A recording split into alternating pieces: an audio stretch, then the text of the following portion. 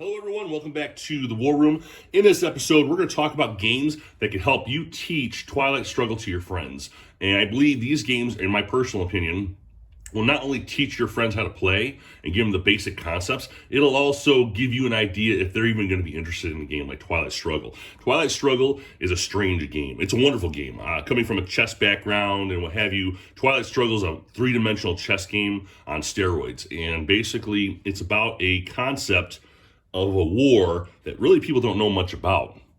So it's a hard game to just walk into. The game isn't overly complicated, but there's a lot of moving parts that may confuse people when they first try it. So I picked games I believe will personally be the best games to show a friend before you get to that major stepping point into Twilight Struggle. And the first one is going to be Twilight Squabble. Now, I will add my Board Game Geek links into the description of this video so you can find these games and buy them yourself. But Twilight Squabble is a card game, okay? It's not a board game. It has, the Russians versus the United States. It has a space race card. It has a scoring card that's also the DEFCON track. So you want to end up, on your side of the DEFCON, you have the Russian side, you have the U.S. side. But if you go too far and go into DEFCON 1, game over, you lose. So the same risk-reward system, just like in Twilight Struggle. You also get rewards the further along the space race track that you get. So you're introducing, those little goodies and bonuses that you would get in Twilight Struggle. It also comes with events. So the events can affect the outcome of the game, kind of like a headline, but for both players.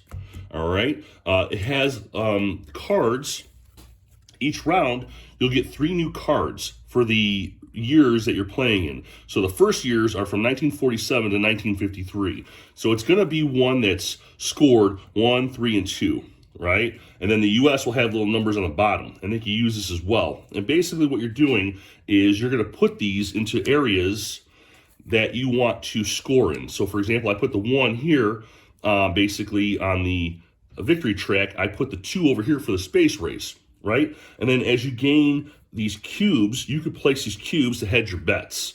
And same thing with the US. They can put a couple of cubes here. And depending on what cubes have been played, or if I played one of my agent cards, I'm not trying to do a rules video here. If I play these agent cards, that can thwart what they're doing. And it's basically a thinking game. It's a very glorified rock, paper, scissors game. But you're learning about placing influence and adding to the value of a card. You're learning about the DEFCON track. You're learning about the space race. And it's just that simple. It's a very simple card game. Maybe you have friends that have never even played a card game like this outside of a 52 deck of cards, that we all know and love. So first game, I would definitely suggest Twilight Squabble just to ease them in and give them the idea of what a game like Twilight Struggle is.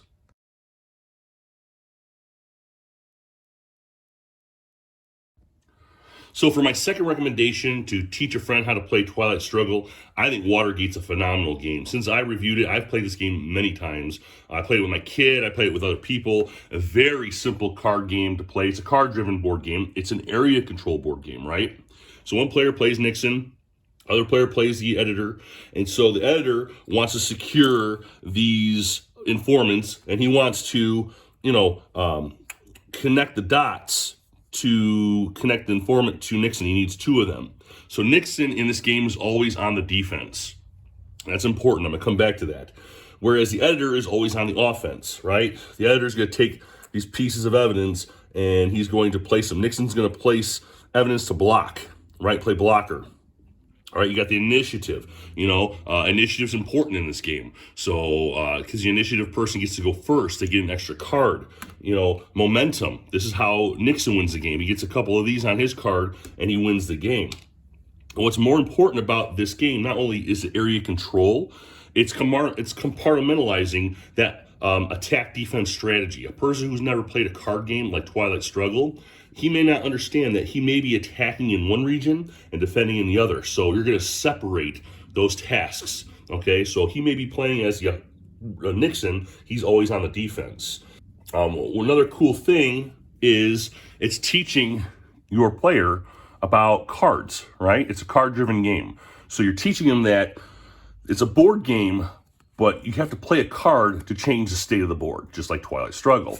But more importantly, you're teaching them about playing the card for a value versus the event. You play it for the event, the card goes away, you don't get it anymore for the rest of the game. That's a huge concept in Twilight Struggle. You know, what's more important? Do I need this event? It's a huge event, but maybe I need it later on during the game. And because you have separate decks of cards, you know, you're not worried about, oh, is my event going to go off or is his event going to go off? You just worry about yourself. If you're Nixon, you're the defensive player, and you play cards just to help you. So you're not getting into that multitasking yet of Twilight Struggle.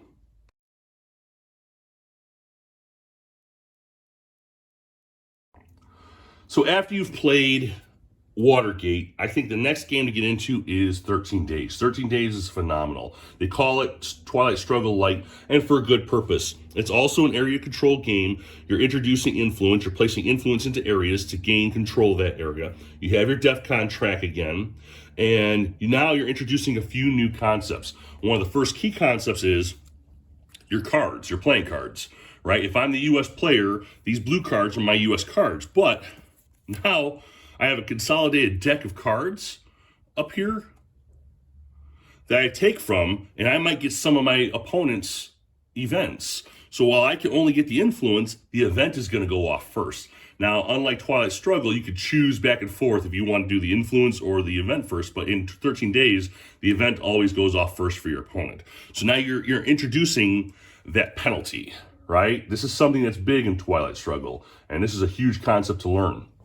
Okay, if I don't want to play this card, you're teaching him about sort of like the space race, except it's called the aftermath. Out of the 4 cards, you're going to place one in here, and then you're going to use the other cards, right? And at the end of the game, whoever's got the most points in their color gets to get an extra couple of points added to the end to win the game, right? So it's kind of like a space race, but you don't want to space race too many of your opponent's cards. You're also introducing neutral cards that can be played by both sides. You've got your back and forth scoring in Prestige, DEFCON track. Another thing that you're also getting in this game, and you don't get this in Twilight Struggle, but it's still a concept in Twilight Struggle, is you have an agenda. So you're going to get 3 agendas, okay? Let me get one that's a little different here. And you put flags out into the different agenda areas on the board. And then once you've done that, you'll take 2 of the agendas and throw them away. You're only going to keep 1. So your flag will be on Cuba, but your opponent doesn't know that because he sees 3 flags. So now you're teaching this new person, all right, you have 3 of my flags out there. What am I more interested in winning? What area do I want to win? Because that gives you points when you win them, right? But your opponent also has 3 flags. Do I play to win or do I play to block? Which is very much a Twilight Struggle thing, right?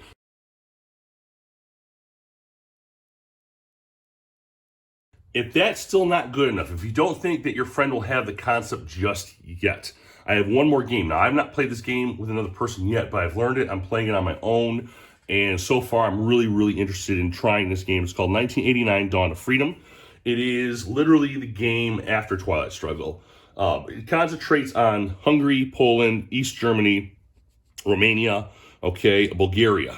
Areas of contention. After the rule of communism had fell, these are the aftermath countries that had to deal with issues that were popping up because they no longer had that coverage of communism, right? Revolts, rebellions, and intellectuals are rising up. And so the game is very similar to Twilight Struggle in that you're placing influence or you're doing support checks. Support checks are a combination of realignments and coups. That's the only 2 things you do with the cards.